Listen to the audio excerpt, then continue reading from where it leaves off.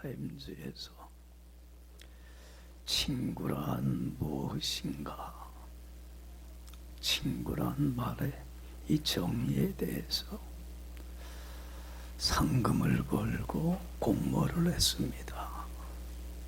그랬더니 많은 사람들이 응모를 했어요. 친구란 이런 사람이다. 많은 응모한 것 중에서 3개를 골라서 1등, 2등, 3등 상금을 주고 시상을 했습니다. 1등으로 뽑힌 말이 뭐냐면, 친구란 세상이 다 버릴 때, 모든 사람이 다 떠날 때 결코 버리거나 떠나지 않고 함께 해주는 사람이 참 좋은 친구다. 공감해요? 다 나를 버리고 떠나도 끝까지 나와 함께 해줄 줄 아는 사람, 특히 어려울 때 동행해주는 사람이 참 좋은 친구라는 거예요. 1등으로 뽑혔어요.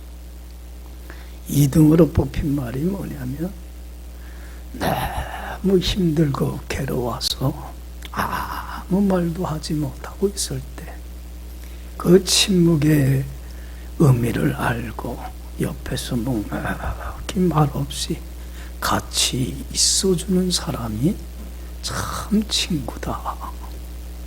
공감하죠? 참 공감해요. 3등으로 뽑힌 말이 뭐냐면, 기쁜 일이 있을 때 기쁨을 나누게 되면 그 기쁨이 배로 커지게 되고, 슬픈 일이 있을 때 슬픔을 나누게 되면 슬픔이 반으로 줄어들게 해주는 사람, 그 사람이 참 좋은 친구다. 그러니까 1, 2, 3등으로 뽑힌 걸 종합적으로 이렇게 정리를 해보면, 진정한 친구, 참 좋은 친구란 어떤 사람이에요? 사람이 늘 좋은 일만 있질 않잖아요.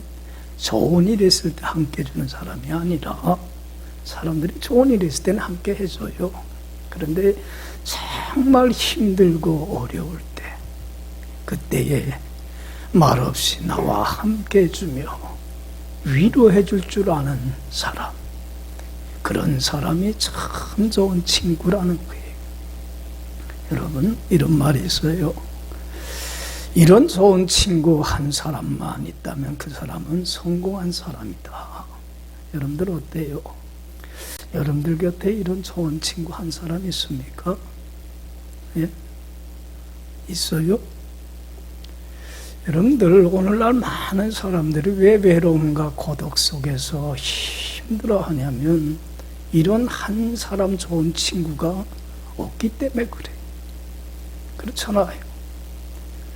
이런 한 사람만 있으면 어떤 어려움도 다 뚫고 나갈 수 있을 것 같은데, 이 한 사람이 없어요. 여러분, 우리 예수 믿는 사람들은 다른 사람이 나한테 이런 좋은 친구가 되어주기를 바라지 말고, 내가 이런 어렵고 힘든 일의 상황에 처한 사람들에게 어떤 사람이 되어줘야 돼요? 좋은 친구가 되어줘야만 합니다. 이것은 우리 예수 믿는 사람들에게 주어진 특권이지만 또한 큰 사명이에요. 주님이 나에게 주신 사명입니다. 왜 이것이 사명이냐면, 긍휼에 풍성하신 주님은 나에게 먼저 한없는 은혜와 사랑을 베풀어 주셨기 때문에 그래요. 주님의 풍성한 긍휼하심을 입은 우리는 어렵고 힘든 상황 속에 있는 사람들을 결코 외면하지 말고 무관심하지도 말고 정말 그들을 긍휼히 여기며 주님의 성품을 닮아 긍휼을 베풀 수 있는 이런 사명을 감당하는 크리스찬이 돼야 된다는 거예요. 할렐루야.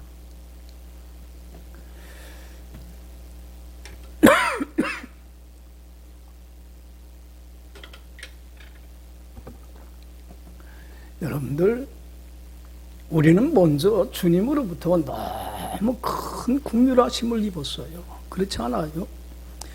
여러분, 예수 믿기 이전에 이 세상에서 제일 불쌍한 사람이 누구였습니까? 예수 믿기 전에 우리가 이 세상에서 가장 불쌍한 사람이 누구였어요? 우리들이, 나 자신이었고요. 여러분들, 죄와 허물로 인해서 하나님의 원수로 행함으로 말미암아 하나님께 버림받아 하나님 없이 하나님 밖에서 어둠과 혼돈과 공허함 속에서 얼마나 힘들고 고달프고 외로운 인생을 우리가 살아왔습니까? 그렇지 않아요? 이런 우리들을 주님은 외면하지 않았습니다. 이런 우리들에 대해서 무관심하지 않았습니다. 긍휼에 풍성하신 주님은 이런 우리를 불쌍히 여겨주셨고 측은히 여겨주셨습니다. 그래서 주님이 찾아와 주셔서 주님의 보혈의 피로 말미암아 우리의 모든 허물을 눈보다도 양털보다도 더 깨끗하게 씻겨주셨습니다.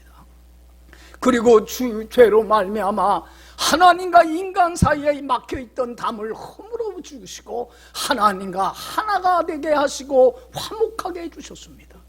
그래서 주님 안에서 주님이 주시는 풍성한 생명의 꿀을 먹고 누리는 행복하고 복된 인생을 지금 우리로 하여금 살게 해주셨고, 그리고 삶을 마감하는 날 어둠은 하나도 없는 빛만 차고 넘쳐나는 저 천국에 가서 주님과 함께 영원히 살아가는 영생의 보물을 값없이 거저 우리에게 선물로 주셨는 줄로 믿습니다.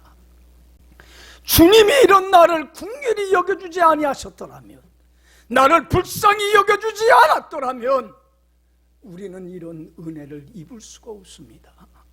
우리는 주님으로부터 너무 많은 긍휼히 여김을 받았습니다. 그러기에 우리도 이제는 긍휼하신 주님의 그 성품을 본받아서 어렵고 힘든 상황 속에 있는 자들을 외면하지 말고 그들에게 긍휼을 베풀 수 있는 자가 되어야 할 줄로 믿습니다. 이것이 성숙한 크리스찬입니다. 여러분, 예수님이 이런 말씀을 했어요. 우리가 참 잘 아는 말씀인데 너무 많이 들어서 너무 익숙한 말이에요. 근데 익숙해지는 게 참 문제예요. 알기 때문에 문제야. 모르면 좀 가르칠 수 있는데 안다는 게 참 가시가 돼. 여러분들, 예수님이 하신 말씀 중에 이런 말씀이 있어요. 어떤 사람이 길을 가다가 강도를 만나서 가지고 있는 걸 다 빼앗겨버리고 큰 배를 맞아갖고 온몸에 피투성이가 되고 정신을 잃어서 길거리에 누워서 신음을 하고 있습니다. 여러분, 이 사람을 제일 먼저 목격한 사람이 누구였습니까? 제사장이에요. 그냥 외면하고 못 본 척하고 무관심하게 지나쳐버리고 맙니다. 두 번째 목격한 사람이 누구였습니까? 레위인이었어요.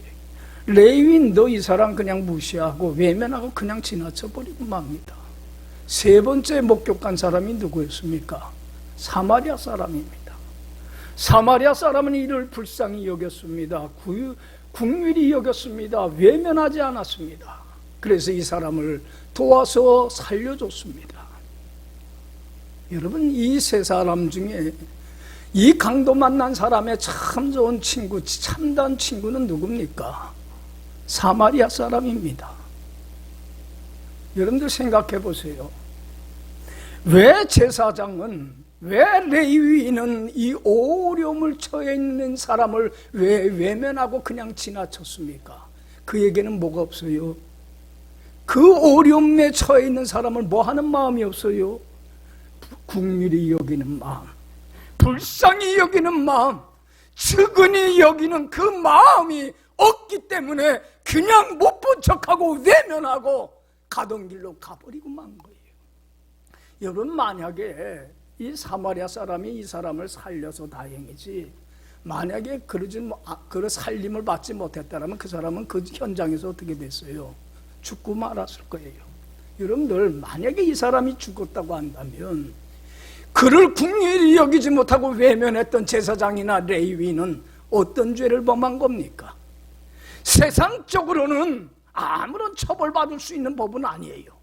그러나 영적으로 하나님 앞에 양심적으로 도덕적으로 죽어가는 사람을 외면하고 그냥 지나치는 것은 살인 뭐예요?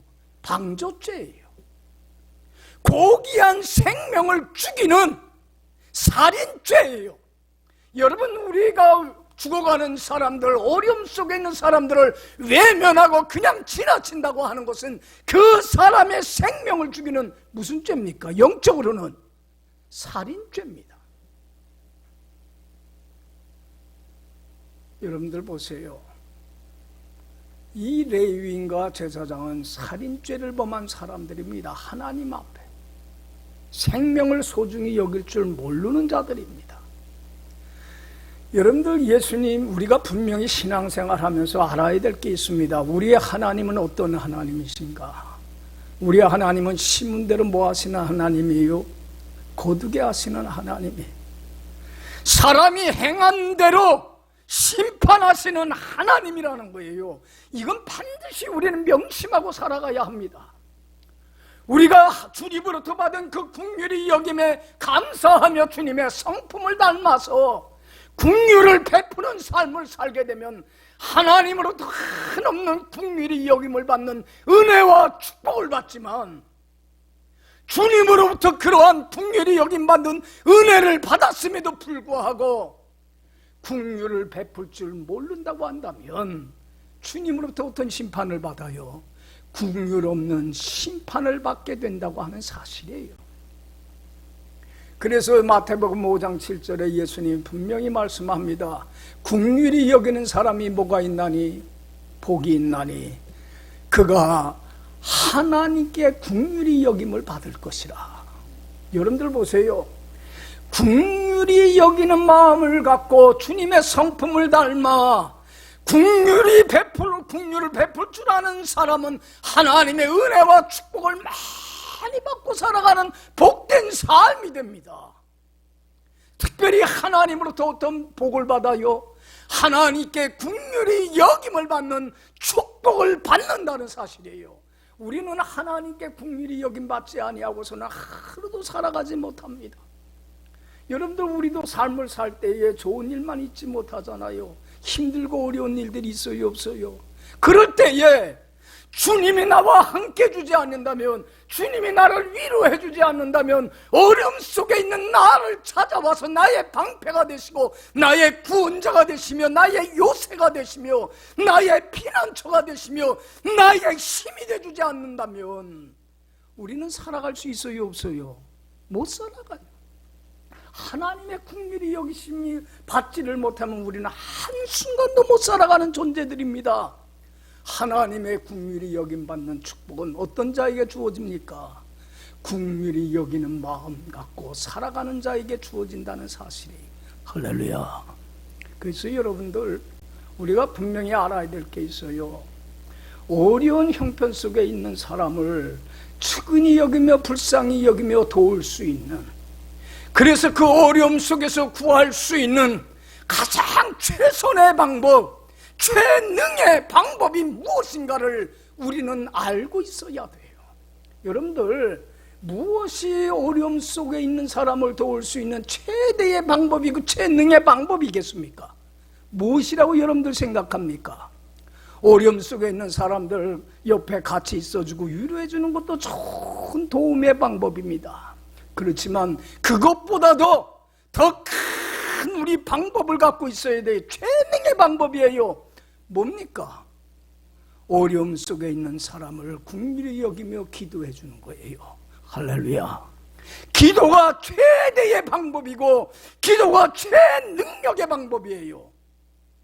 여러분, 한 손을 하나님의 손을 부여잡고 한 손은 어려운 상황 속에 있는 형제의 그 손을 부여잡고 중간에서 하나님의 은혜와 때를 따라 돕는 은혜의 보좌 앞에 나가서 부르짖고 간구해 주는 것만큼, 이것만큼 가장 능력 있는 방법은 없어요. 할렐루야. 할렐루야. 여러분들, 우리 크리스찬들은 기도의 권세가 하나님의 자녀인 나에게 주어진 이 능력이 얼마나 크고 놀라운가를 우리는 활용할 줄을 몰라. 제가 목회를 하면서 참 느끼는 게 그거예요. 기도는요, 하나님의 자녀에게만 주어진 뭐예요? 권세요, 특권입니다. 이걸 왜 우리는 활용을 못해요? 여러분들 조금이라도 잘못이 있거나 죄 있는 사람은 거룩하신 하나님 앞에 나갑니까? 못 나갑니까? 못 나가요. 은혜의 보좌 앞에 나가질 못해요. 주님의 보혈의 피로 말미암아 죄 사함 받은 거룩한 자녀만이 하나님 아버지 앞에 나가서 구할 수 있는 권세가, 특권이 주어진 거예요. 할렐루야. 기도는요, 특권입니다. 여러분들 보세요. 때를 따라 돕는 하나님의 은혜의 보좌 앞에 나가서 구할 때 하나님이 주시는 축복은 이루 말할 수 없어요. 그래서 예수님이 십자가 죽음을 앞두고 요한복음 16장 24절에 믿고 따르는 제자들에게 분명히 말씀해요. 너희가 지금까지 내 이름으로 아무것도 구하지 아니하였으나 뭐하라? 구하라. 그러면 뭐하리니? 받으리니 너희 기쁨이 차고 넘치게 되리라.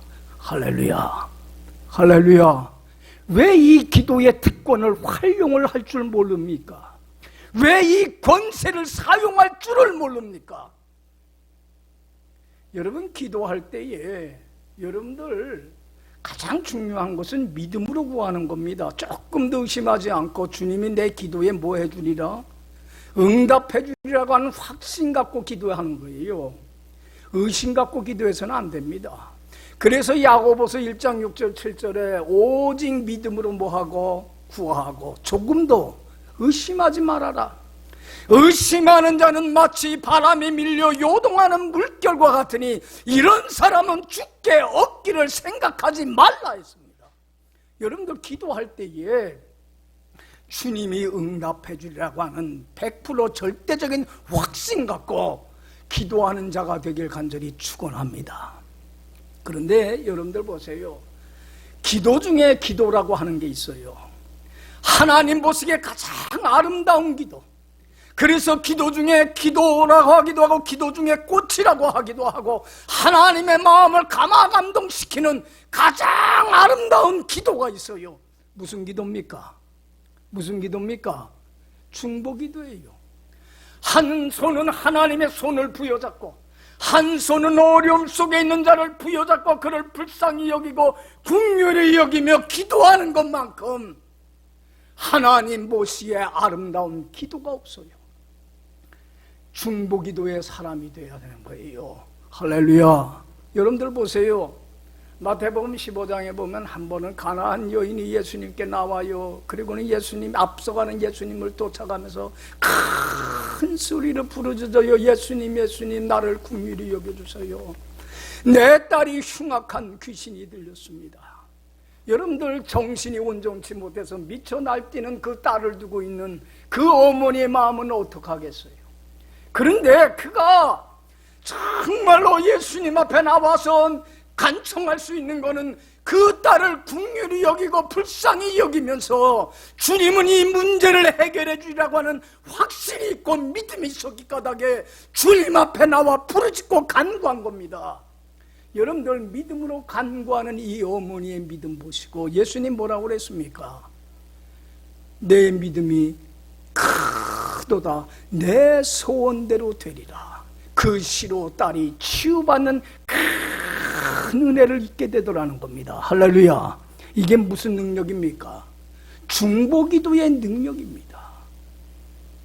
여러분들 예수님께서 한 번은 가버나움 마을에 갔는데 그곳에 주둔하고 있는 로마 군대의 장교인 백부장, 여러분들 큰 권세를 갖고 있는 사람이죠. 로마 군대의 고급 장교니까. 이 사람이 예수님 앞에 나와 무릎 꿇고 자기 지위와 체면들 다 버리고 무릎 꿇고 간구를 합니다. 예수님, 예수님, 저희 집에 하인이 있는데 몹시 중풍병으로 괴로워하고 고통 속에 있습니다. 예수님, 그를 긍휼히 여겨주셔서 치유하여 주옵소서. 여러분들 예전에는 종이나 하인들은요, 네 사람 취급 못 받았습니다. 노예 취급 받았습니다. 그렇잖아요. 우리나라에도 예전에는 다 하인들 사람 취급 못 받았잖아요. 말과 이런 소 취급, 가축 취급 받았습니다. 말과 이 소하고 차이점은 뭐냐면, 말이나 소는 말을 못하는 가축이고, 이 하인들은 뭐하는 가축이에요? 말할 줄 아는 가축일 뿐이에요. 그런데 이 백부장은 자기의 지위와 체면을 다 내려놓고 자기 집에 있는 하인, 종의 문제를 가지고 주님 앞에 나와 간청을 하는 거예요. 부르짖는 거예요. 그는 무슨 마음을 갖고 있는 사람이에요? 뭐 할 줄 아는 마음을 갖고 있는 사람이에요? 긍휼히 여길 줄 아는 마음을 갖고 있기 때문에 주님 앞에 나온 거예요. 얼마나 아름다운 마음입니까? 얼마나 귀한 마음입니까? 예수님은 그 마음에 감동을 받습니다. 그리고 믿음으로 부르짖고 믿음으로 간청하는 그의 믿음을 보고 뭐라고 말씀하십니까? 내가 이제껏 많은 이스라엘 백성들을 봤지만 이스라엘 백성들 중에 이만한 백부장과 같은 이방인 이 사람과 같은 믿음을 갖고 있는 사람을 내가 보지 못하였노라. 그 시로 하인이 치유받는 하나님의 큰 은혜를 잊게 됩니다. 이게 무엇입니까? 중보기도의 능력입니다. 여러분들은 믿습니까? 왜 우리는 기도의 능력을 확신을 못합니까? 여러분들 예를 하나 더 들어보면 에스더 왕비가, 여러분들 그 바벨론 제국의 포로로 잡혀온 유대인들이 왕 다음에 권세를 지니고 있는 2인자인 하만의 강계에 의해서 다 몰살될 위기에 있었습니다. 여러분, 그때의 에스더가 어떻게 했습니까? 목살될 그 이스라엘 백성들을 무하는 마음이 있었어요. 불쌍히 여기는, 측은히 여기는, 긍휼히 여기는 마음이 있었어요. 그들의 그 불행을 외면하지 않았어요. 무관심하지 않았어요. 나만 잘 살면 되지, 저들이야 죽던 말던 상관없다 그러지 않았어요. 그리고는 어떻게 했습니까? 그들을 긍휼히 여기면서 어떻게 했습니까? 3일 동안 한 손은 하나님의 손을 부여잡고 한 손은 정말로 그 이스라엘 백성들의 운명을 부여잡고 그를 긍휼히 여기며 3일 동안 금식 기도하고 죽으면 죽으리라 하고 나갔을 때에 하나님은 이스라엘 백성들을 구원하는 엄청난 기적적인 역사를 일으켜 주시더라는 거예요. 할렐루야. 이게 무슨 능력입니까? 중보기도의 힘입니다. 믿습니까? 오늘 본문 말씀은 중보기도의 힘이 얼마나 크고 놀라운가. 정말로 어려움에 처해 있는 사람들에게 가장 큰 최대의 최능의 길이라고 하는 것을 교훈해 주는 게 오늘 본문 얘기입니다. 여러분들 여기 봐요. 이스라엘 백성들이 몇 년 동안 애굽에서 비참한 노예 생활했습니까? 430년 동안 비참한 인간 이하의 취급을 받으며 온갖 학대를 받으며 정말로 괴롭힘 당하며 살았습니다. 그러나 하나님은, 긍휼에 풍성하신 하나님은 그들을 어떻게 여겼습니까? 외면하지 않았습니다. 무시하지 않았습니다. 그들을 긍휼히 여기고 불쌍히 여기면서 때가 됐을 때에 애굽에서 구해냅니다. 모세를 통해서 구해내서 그들이 정착할 땅, 정착해서 살아야 될 가나안 땅을 향해서 가게 합니다. 그리고는 그들이 광야길을, 그 가나안 땅 가기까지는 광야길을 통과해야 되는데 광야길을 통과하는 중에 시내산 앞에 이르렀을 때에 하나님께서 모세를 부릅니다. 하나님의 말씀인 십계명을 선물로 주기 위해서 부릅니다. 모세는 시내산에 올라가서 그 말씀을 받기 위해서 며칠 동안 금식기도 했습니까? 40일 동안 금식기도 합니다. 말씀 받기 위해서. 그런데 밑에 있는 백성들은 뭐하고 있었어요? 여러분들, 모세가 시내산에 올라간 모세가 40일 동안 내려오질 않으니까 불안합니다. 모세 혹시 잘못된 거 아니냐? 죽은 거 아니냐? 그러면 우리를 저 가나안 땅으로 인도해야 될 사람이 누구냐는 얘기입니다. 없지 않느냐? 여러분들 생각해 보세요. 애굽에서 그들을 인도해서 여기까지 인도하고 가나안 땅까지 인도할 사람이 누굽니까? 하나님이셔요. 모세가 없다고 해서 못하는 거 아니에요. 다른 사람을 통해서도 하나님이 하는 거지. 그런데 하나님은 눈에 보이지를 않아. 하나님이 자기들을 인도하고 책임져 줄 거라는 확신이 없어요. 그러니까 그들은 누굴 더 의지한 거예요? 모세를 더 믿고 의지한 거예요. 여러분들, 이스라엘 백성들에게는 모세가 뭐예요? 하나님이고 모세가 우상이 돼버리고 만 거예요. 여러분들, 이 세상에서 제일 불쌍한 사람이 누군지 알아요? 믿고 의지해야 될 하나님을 믿고 의지하지 못하고 세상 것을 의지하며 사는 사람들이에요. 돈을 의지하고 직장을 의지하고 자기를 의지하고 하나님보다 더 앞세우는 거, 그게 뭐가 되는 거예요? 우상이 되는 거예요. 하나님은 보이질 않아. 그러니까 믿고 의지하질 못해요. 내 인생을 맡기질 못해요. 그러니까 자기가 믿고 의지했던 모세가 없으니까 불안하니까 산 밑에서 무슨 잘못을 범했어요? 금으로 뭘 만들어요?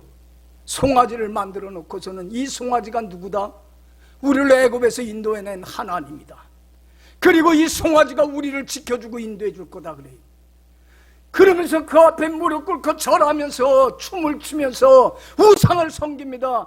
하나님이 그 모습을 보고 얼마나 통탄한지. 여러분들, 하나님이 제일 싫어하는 게 무슨 죄예요? 우상죄예요. 하나님을 의지하지 못하고 다른 걸 의지하는 거예요. 여러분들, 하나님께서 모세에게 그럽니다. 저 목이 빳빳한 교만한 백성을 내가 진멸하리라. 심판할 걸 말씀을 합니다. 여러분들, 모세가 정말 시내산에서 내려와 보니까는 그 우상 앞에서 막 춤을 추고 예배하고 있습니다. 얼마나 마음이 속상하고 아픈지. 그때의 모세가 취한 게 뭐냐면, 한 손으로는 하나님의 진노와 심판으로 멸망당할 수밖에 없는 그들을 불쌍히 여기고 긍휼히 여기면서 한 손으로는 하나님의 손을 부여잡고 한 손은 그 이스라엘 백성들의 그 운명을 부여잡고 중간에서 뭐 하기 시작합니까? 기도합니다. 하나님께 간절히 기도하는 게 오늘 본문 얘기입니다. 31절 32절. 자, 우리가 다 같이 읽어봅시다. 모세가 여호와께로 다시 나가 여짜오되 슬프도소이다. 이 백성이 자기들을 위하여 금신을 만들어 싸우니 큰 죄를 범하였나이다. 그러나 이제 그들의 죄를 사하시옵소서. 그렇지 아니하시오면 원하건대 주께서 기록하신 책에서 내 이름을 지워버려 주옵소서. 여기 보세요. 얼마나 사생결단하고 기도하는지 하나님 앞에. 하나님, 저들의 죄를 용서해 주세요. 하나님의 진노와 심판을 거두어 주세요. 그렇지 않는다고 한다면 내 이름을 생명책에서 어떻게 지워버려 주세요. 차라리 내가 하나님께 버림받고 지옥 형벌을 받겠습니다. 내 책임이고 내 잘못입니다. 저들이 하나님 앞에 저렇게 잘못된 삶을 살게 된 건 내가 저들을 잘못 양육했기 때문이고 잘못 인도했기 때문입니다. 나의 허물이 오니 나의 잘못을 용서해 주소서. 내 이름을 생명책에서 지워버려 주옵소서. 얼마나 사생결단을 하고 기도하는지 하나님이 기도에 응답을 해주십니다. 그리고는 34절에 분명히 말씀합니다. 34절 읽어봅시다. 이제 가서 내게 말한 것으로 백성을 인도하라. 내 사자가 내 앞서 가리라. 그러나 내가 보응할 날에는 그들의 죄를 보응하리라. 여기 보세요. 하나님이 심판을 거두십니다. 그리고는 이들을 이끌고 다시 어디로 가라? 적과 꾸리르는 가나안 땅, 약속의 땅으로 가라. 내가 앞서서 가마. 할렐루야. 여기 보세요. 죄로 멸망당할 수밖에 없는 이 영혼들이 죄 사함을 받게 되고 정말로 다시 적과 꾸리는 가나안 땅을 향해서 갑니다. 여러분들, 이것이 바로 중보기도의 힘이요, 중보기도의 능력입니다. 여러분들, 이스라엘 나라에 가면 사해라고 하는 데가 있어요. 죽음의 바다예요. 여러분들, 고기 한 마리 못 사는 죽음의 바다입니다. 그런데 그 사해가 있었던 곳이 본래 어디가 있었어요? 소돔과 고모라 성이 있었던 데예요. 여러분들 창세기 보세요. 소돔과 고모라 성은 애굽 땅과 같이 풀이 많고 물이 많은 비옥한 땅이었던 것이 이렇게 사해로 바뀌어버리고 말아요. 하나님의 심판입니다.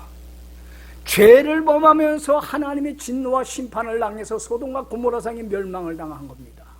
그런데 여러분들 소돔과 고모라 성이 죄로 심판당할 걸 알고 중간에서 하나님의 손을 부여잡고 하나는 소돔과 고모라 성의 운명을 부여잡고 간절히 중보기도한 사람이 있습니다. 누굽니까? 아브라함입니다. 하나님 의인과 함께 악인과 함께 의인을 멸하지 않으면 할 수 없지 않습니까? 하나님 의인이 50 있다면 40 있다면 30 있다면 10명만 있다면 그 성을 멸하지 않으시리랍니까? 여러분들 소돔과 고모라 성은 아브라함과 아무 상관없어요. 단지 거기엔 누구만 살 뿐이에요. 조카 롯의 가정만 살 뿐이에요. 그런데 그 소돔과 고모라 성 사람들을 그리고 정말로 롯의 그 조카의 가정을 긍휼히 여기며 멸망당할 수밖에 없는 그들을 긍휼히 여기며 간절히 기도합니다. 이게 중보기도예요. 그럴 때에 하나님이 응답을 해주시는데 의인한 사람이 없어서 소돔과 고모라 성은 멸했지만 하나님이 큰 은혜를 베풀어 주십니다. 누가 살아납니까? 롯의 가족이 하나님의 은혜로 살아나는 큰 은혜를 입게 됩니다. 할렐루야. 이게 뭐예요? 중보기도의 능력이에요. 여러분들 지금 이 세상에서 제일 불쌍한 사람이 누굽니까? 여러분들 제일 우리가 긍휼히 여겨야 될 사람이 누굽니까?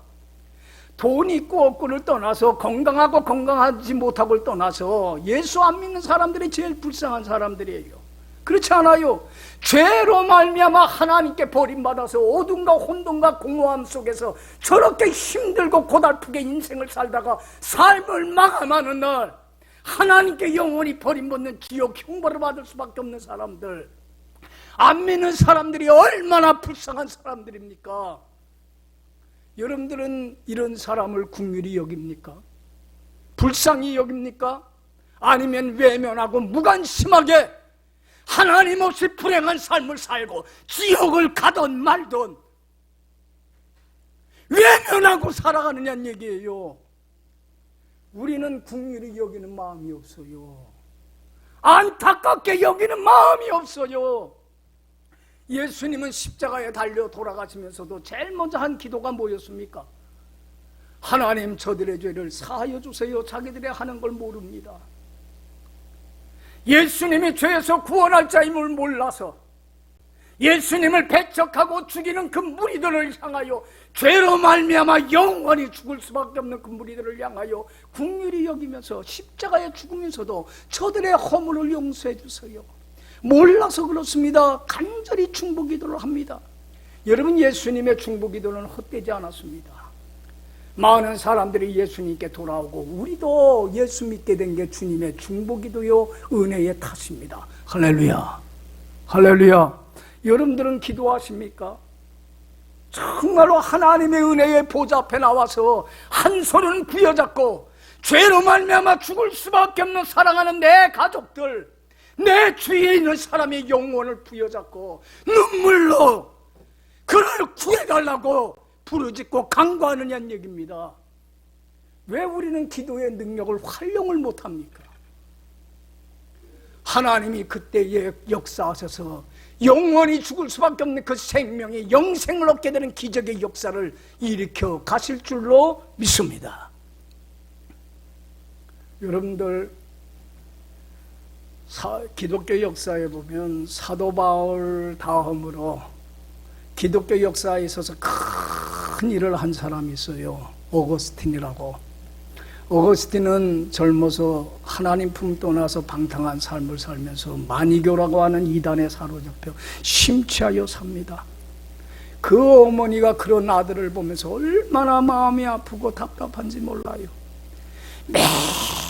매일매일 성전에 나가서 기도합니다. 하나님 부르짖습니다. 저 아들을 굴상히 여겨주시고 구원해 주옵소서. 하나님의 품으로 돌아오게 하옵소서. 여러분들, 그 오거스틴 어머니 모니카의 기도는 헛되지 않았습니다. 하나님이 역사를 하는데 오거스틴이 30살 때에 누구를 만나게 되냐면 암브로스시우스라고 하는 훌륭한 신앙인을 만납니다. 그리고 거기서 신앙의 양육을 받으면서 자기가 얼마나 어리석었던 삶인가를 깨닫고 돌이키게 됩니다. 그러면서 어거스틴이 얼마나 큰 인물이 됐습니까? 얼마나 큰 일을 감당하는 인물이 됐는지 몰라요. 그래서 어거스틴이 돌아와서 참회록이라고 하는 불후의 명절을 쓰게 됩니다. 그리고는 참회록에서 이런 고백을 합니다. 기도하는 부모가 있는 자식은 결코 뭐하지 않습니다. 망하지 않습니다. 중보기도의 능력이 얼마나 크고 놀라운가를 자기가 경험했기 때문에 이 간증을 하는 겁니다. 여러분, 어려움 속에 있는 사람들을 도울 수 있는 가장 최능의 최대의 방법은 다른 것 아닙니다. 그를 위해서 뭐 해주는 겁니다? 기도하는 겁니다. 여러분들은 우리는 긍휼히 여김을 받았기 까닭에 긍휼히 여길 줄 아는 마음을 갖고 살아가야 합니다. 여러분들 긍휼히 여기는 마음을 잃어버리게 되면 긍휼 없는 하나님의 심판이 임합니다. 그러나 긍휼히 여긴 은혜에 감사하며 긍휼히 여김을 베풀고 살 때에 하나님으로부터 한없는 긍휼히 여김 받는 축복을 받게 됩니다. 할렐루야. 여러분, 우리가 기도해야 될 사람들이 얼마나 많은지 모릅니다. 다른 방법으로 도울 수 있는 길이 없습니다. 어떤 방법도 없습니다. 하나님의 은혜의 때를 따라 돕는 보좌 앞에 나와서 무릎 꿇고 기도하되, 특별히 주님 알지를 못하고 살아가고 있는 불쌍한 영혼들 위해서 눈물로 호소하고 기도함으로 한 생명들이 구원받는 은혜의 기적의 역사가 우리들의 삶을 통해서 일어나야 할 줄로 믿습니다. 기도합시다.